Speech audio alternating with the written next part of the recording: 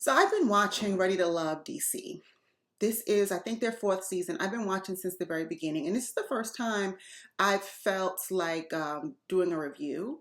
And because I think the season has been pretty lackluster, I don't see one couple that I'm really rooting for, anybody who really stands out to me that's so interesting. But last week there was an interesting episode. So we have Shiloh, who is interested in Phil, and she's decided that he's her number one. Phil is still, playing out his options. A couple of women that he seems to like. He seems to really like Sydney, that the girl who came in after the start of the show, and he's not decided yet.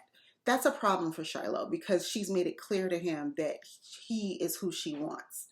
She did not like the fact that he would not give her a clear answer on where she stood, although I think him not giving her an answer was her answer. And I think Shiloh is perceptive enough to know that that's basically what he was saying.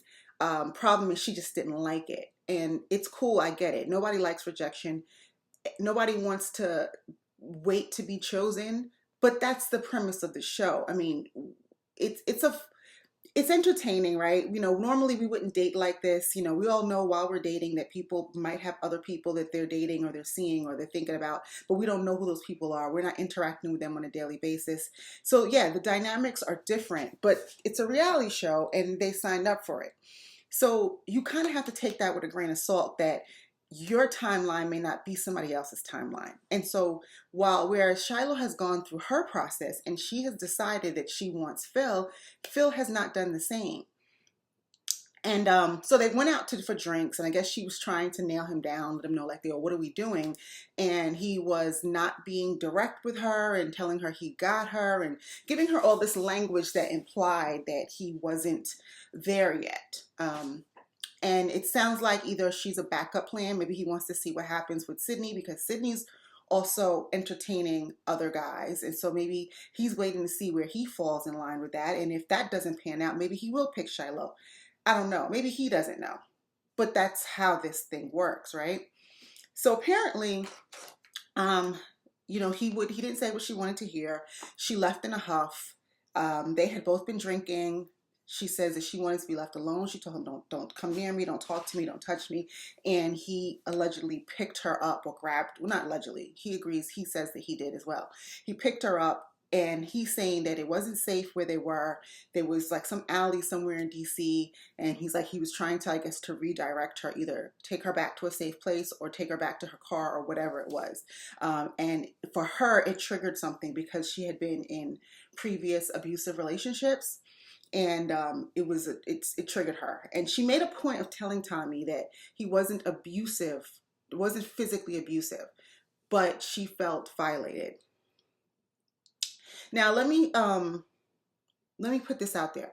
I've never been a victim of any kind of violence from a man, so I don't know what a trigger feels like, what it looks like, and I don't pretend to know what any kind of physical interaction with a man could trigger for somebody who's had some kind of trauma in their background. So I'm just going to say that because I know some people who have may feel it's insensitive to comment on something if you don't know what it is, if you've never been there. And I'm saying I have not. Picking somebody up when they have asked you not to touch them is not cool. There probably were better ways for him to handle it. I get that he wanted to keep her safe. I get that he felt an obligation to do so, not only as somebody who she was dating, but just as a man who knows her. I do think that men have a duty to protect the women who are in their surroundings, whether you know them or not.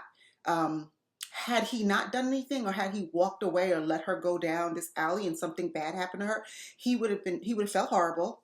People would have blamed him. She probably would have blamed him. So it felt like Phil was in this no-win situation. Either I physically stop her, because I'm trying to talk to her, it's not working. If I physically stop her, that's a problem. If I let her go and something happens, that's a problem. I don't know what Phil was supposed to do.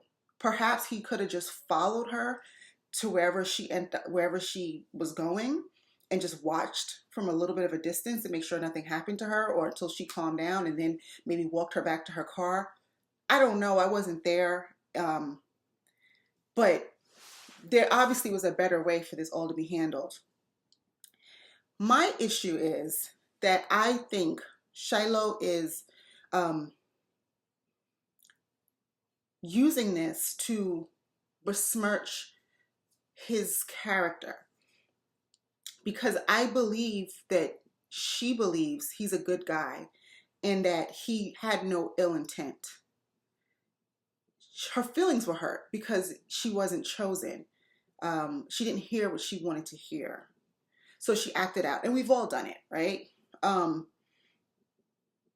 but that's something that I think could have been kept between them, or between her and her close friends. Telling Tommy didn't really have any value. You know, you guys could have just decided, look, we're not the right people for each other. I don't choose him. He doesn't choose me, and keep it pumping. You making an issue and bringing it to Tommy sounded like you was kind of having a sit down and you wanted it to be known what happened. And then you brought it back to the rest of the women. And that felt to me like you were trying to let them know, watch out for Phil, or Phil is not who you think he is. Because you can see it did have an effect on Sydney, because she's checking for him. And it puts Sydney in this weird place where she's like, do I move forward with this guy? Do I talk to him about it? Like, I don't know what to make of the situation. I just didn't think that, I don't know what her intention was in that. If you don't think that the man physically hurt you, he had no intent to hurt you, it was a bad situation, I think then you should leave it there. The fact that you're bringing it up, to me, it doesn't smell good. It sounds like it's retaliatory. Um, and also because I remember, like, in episode 2 or 3, there was that one guy who really liked Shiloh. I can't remember. He was like a former military guy. He said he had PTSD or something. He decided early on that he liked her, and he told her, I think they were in a pool or something. He's like, I choose you. And she told him, I need to go through my process.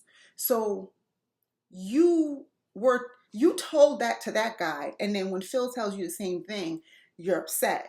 I mean, that just seems a little contradictory to me. You have to have the wherewithal to understand that this is the process, and you yourself went through this exact same thing. So just like you wanted that man to respect the fact that you weren't ready to choose him, you have to allow Phil the space to make his decision on his time. You know, your emotions got the best of you. Liquor was involved. I get it. We've all been there. But I do think that she had enough time to sit in it and evaluate all of this before she brought it to Tommy and to the rest of the women. That just did not sit well with me. I just don't know where this leaves Phil. Like, what is he supposed to say or do? Like, whichever way you slice it, he looks like the bad guy. And while he may have made a poor decision at the moment with regard to picking her up or physically touching her person,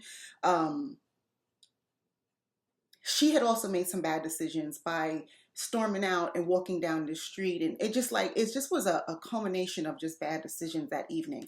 And I think that it's something that could have been handled between the two of them.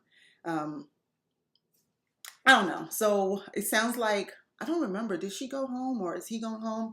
I don't remember how the episode ended, but yeah, I think she's probably just going to leave because he's the only guy that she was really into, and obviously they're not going to make it, so she's probably going to leave. But I'm interested to see how this affects Sydney and her impression of Phil and what that conversation is going to look like. So that's it. I just wanted to comment on this scenario because I found it interesting and I wasn't really sure where I stood on it, but I gave it some more thought. And yeah, I think it's just one of those hairy situations where, like, you're damned if you do, you're damned if you don't, you know? So we're wrapping up. We're going to see what happens. Like I said, I'm not really invested in any of these couples. None of them seem really genuine to me or seem like they're really like a true love match, but it's entertaining. So I'll continue to watch it. And if tonight's episode is interesting and if the reunion is interesting, then I will come back and review those as well. Have a good weekend. Bye.